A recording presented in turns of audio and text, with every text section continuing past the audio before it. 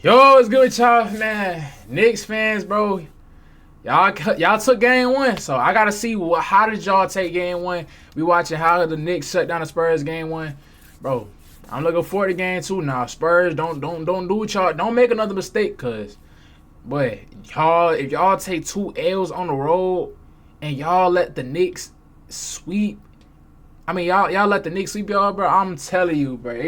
I'm really like, y'all ain't been seeing nothing for real. I've been keeping my composure, but I'm gonna really get mad if the Knicks lose. I mean, the Knicks win that game, bro. I'm telling you, bro.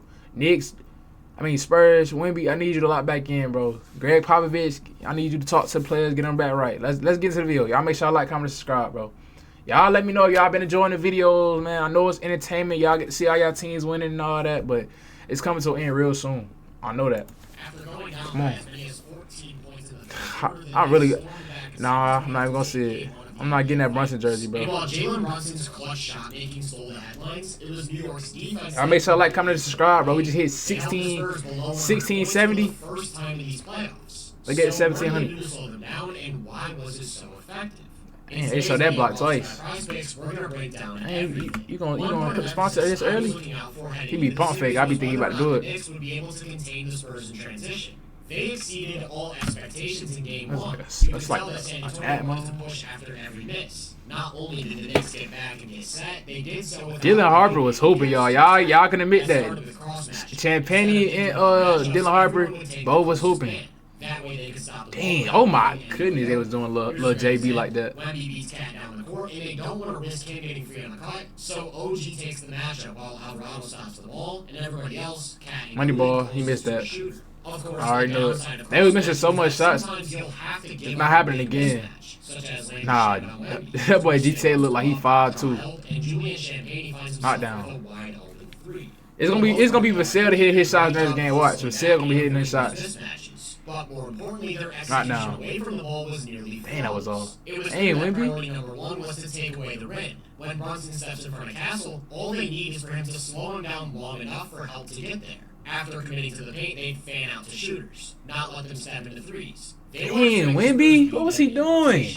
They were rotating on a string. Anytime the ball got near the paint, somebody was there. No matter how many times they made the He should never pass that out, I ain't gonna lie. to close that space. They did maybe the best job we've They seen look of clown. any team that's Oh my pushing and goodness. forcing them to play in the half court. It was Which clown really right stands out in there. the numbers. On average, teams in these playoffs have had an offensive rating of 113 after grabbing a live defensive rebound.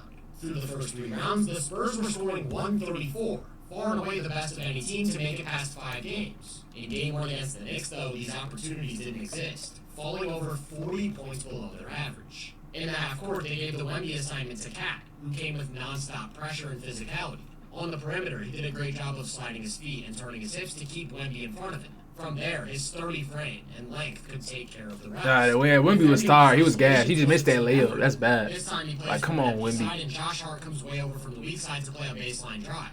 What I'm more focused on, though, is the middle of the floor. As soon as he attacks, Brunson stunts at the ball. They wanted to keep him as far away from the basket as possible. Good shot, though. By nature of being 7'5", his handle is going to be on the looser side. In space, his length breaks the game. But as long as Cat is able to cut off the initial angle, that simple stunt at the ball can be enough to completely turn away. Way too much turnovers on Here's a him. great example. Again, he plays from an empty side, and Cat doesn't let him get baseline. Instead of doubling, Shamit sits in the gap. Wemby isn't comfortable taking that dribble through traffic, so he gets stuck in an awkward spot, then tries to use a long stride to manufacture something out of He could have made that, though. regardless of how Victor started his attack. Dang, Whether it was Wemby. catching the ball on an empty side or bringing it up as the point. They'd plug the gaps, stun at drives, and take away his space without conceding high-quality shots to his team. That was bad. That was a terrible It was shot. the exact same thing when he started closer to the basket. Here he tries to post up, and Mikal cheats way over from up top without committing to a double. He gets back to Castle in time to not leave him with space to attack. They're not as worried about the three-point shot. When it comes to Wemby's Wasting offensive way too package, much shots, he still bro. has a long way to go as a self-creator. After all, he's 22 years old, and at this point, he still relies on his length to be a game breaker. But like I said, the Knicks plugging the gaps, for the most part, made that a non-factor. That left him with one option, trying to beat them with jumpers. And those are the shots that most teams are willing to live with.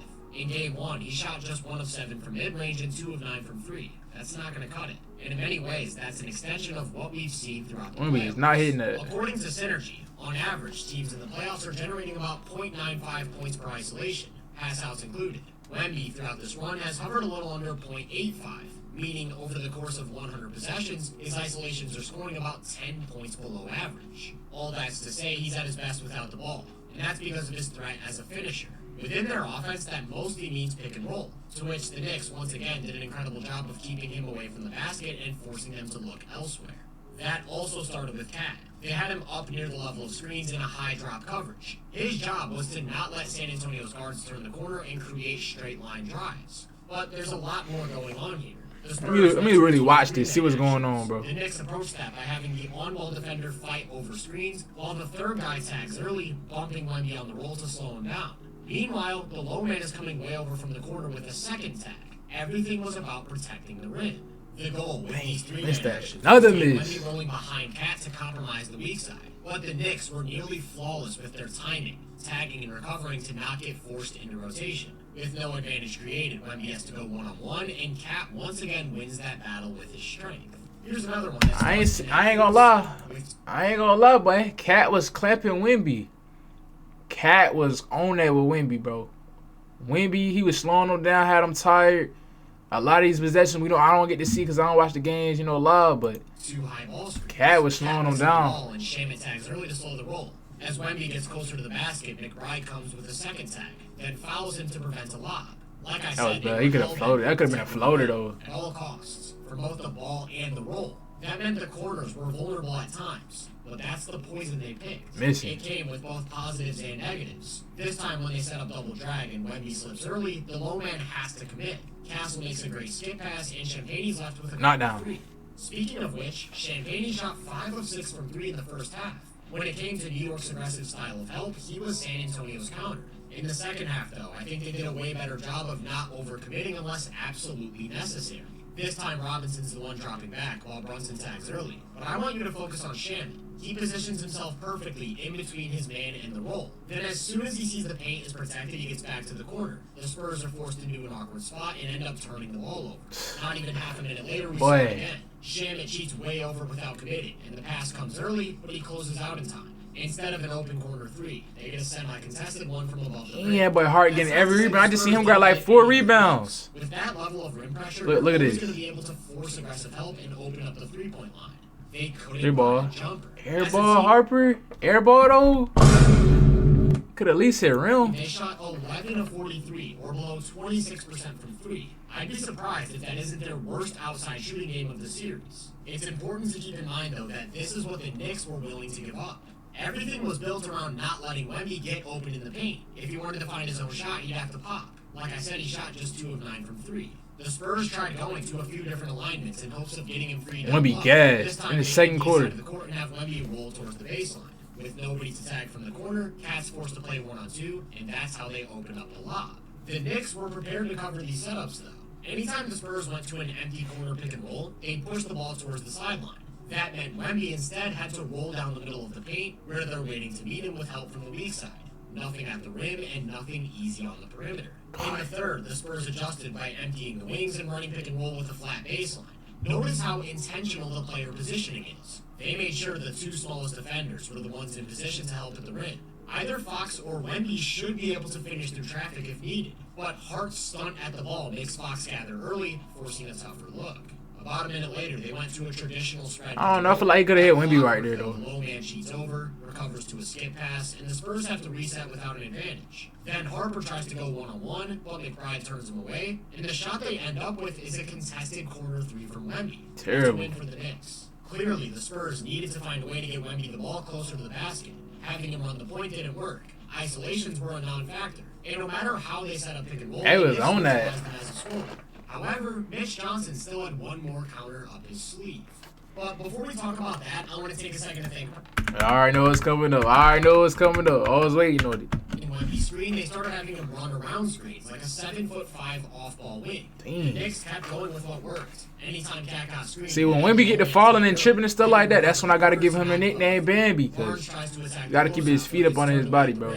And Wemby, once again, has to beat his matchup one-on-one, which he couldn't do. One action they really like to run is having Brunson's man set a down screen for Wemby to curl towards the ball. They know the Knicks aren't going to switch, but with the way they pack the paint, he still has to win with a jumper. When using Wemby like a wing, though, it's less about his scoring and more about the way he creates space. Because while they're occupied with that action, the middle of the floor is wide open, which Castle takes advantage of by playing one-on-one himself and using his physical skills to bully his There's weight room. As long as Cat's on Wemby, he's not in position to help.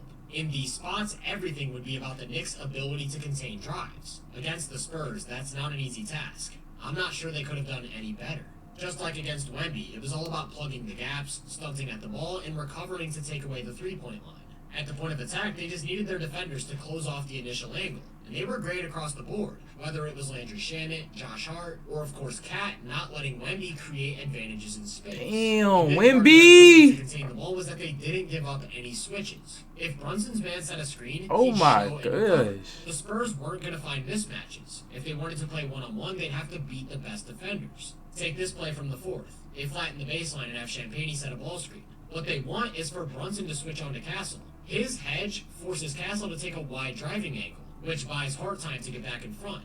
That's exactly how you avoid a mismatch without letting the offense gain an advantage. That was a foul, though. That was definitely a foul. Everybody had trouble creating, whether it was in isolation. Yeah, through them screens. But we got picked out on Legend. They leaned on Wemby. Their late game offense was all about putting him in position to attack his matchup one-on-one. And with the game in oh his my hands, gosh. just couldn't get it done. Oh my goodness. Wemby versus Cat, one-on-one. And Cat absolutely dominated the matchup. In 45 plays as the primary defender, he held Wemby to just 9 points on 2 of 11 shooting with 5 turnovers. Oh, wait. That was the difference. And like I said, it was a team effort. From start to finish, this was a monster defensive performance. Nah, Wemby though was nearly flawless. They took away everything the Spurs wanted to do. As a result, they held them to an offensive rating of just 96, which is almost 20 points worse than their playoff average, and by far... You got dudes blocking too? That started with taking Wemby out of the game. That's crazy. Individually. He shot 6 of 21 from the field. And I ain't gonna lie, bro. This dude made a whole video straight Spurs lowlights. Like, these highlights are bad. I didn't even realize this is all in the same game. They played terrible. Times. That's how the Knicks won his minutes. Oh my goodness. Because when you get stops, you can afford lackluster offensive play. The Knicks struggled to score for most of the game, until it was time to close things out in the clutch. Their defense put Jalen Brunson in position to bring the win home, and he more than delivered, walking that San Antonio defense down and scoring 13 fourth-quarter points. Between his clutch play, Josh Hart's contributions across the board, Cat's huge third quarter, and of course their defense, the Knicks continued their tour de force with a 12th straight win. From here on out, they have home court advantage, and they're 3 wins away from the first New York championship in 53 years. 50 years, man. I ain't gonna lie. If the Spurs playing anything like that, boy, the series over with. Like, Wemby was looking terrible, bro. Cat was clamping on him. I'm gonna give Wemby next game, bro. I feel like Wemby next game, he gonna look way better. Definitely gonna bounce back. Y'all know how competitive Wemby is, bro. So I feel like they gonna have, a better game plan, bro. So we just gonna see. But it did look bad. I'll be honest, it looked bad what they was doing. But hey, y'all make sure y'all like, comment, and subscribe, man. Game 2 today or tomorrow.